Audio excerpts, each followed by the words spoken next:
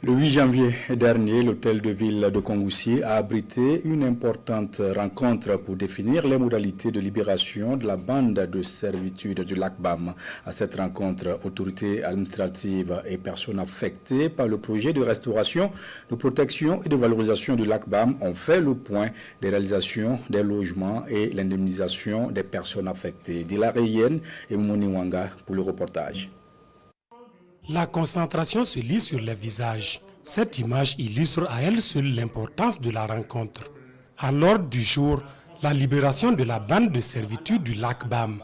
Dans le cadre du projet de restauration, de protection et de valorisation du lac BAM, le processus d'indemnisation et de réinstallation des populations affectées a connu son dénouement en 2025. Cette concertation entre populations impactées, responsables du projet et autorités régionales, vise un objectif clair, préciser les modalités de libération de la zone pour garantir la réussite des investissements du projet.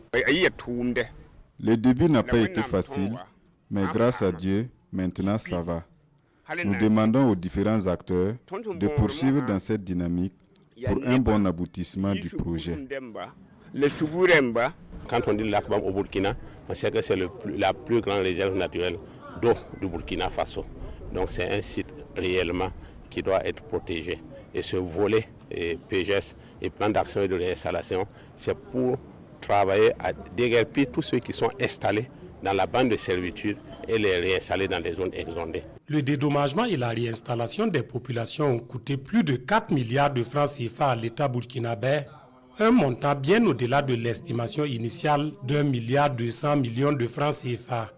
Alors que la première étape du projet s'achève, le gouverneur de la région salue l'ensemble des acteurs pour les efforts et sacrifices consentis, malgré les difficultés. Ces qualités ont permis, pas de contourner les obstacles, mais de les aplanir et de continuer d'avancer. C'est le lieu de saluer l'adhésion de toutes les autorités administratives, les autorités coutumières et religieuses qui, nous le savons, sont très présents dans le processus, mais de manière discrète.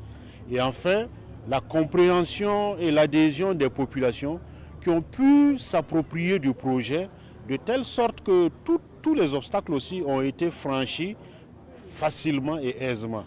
À ce stade, les acquis sont déjà tangibles.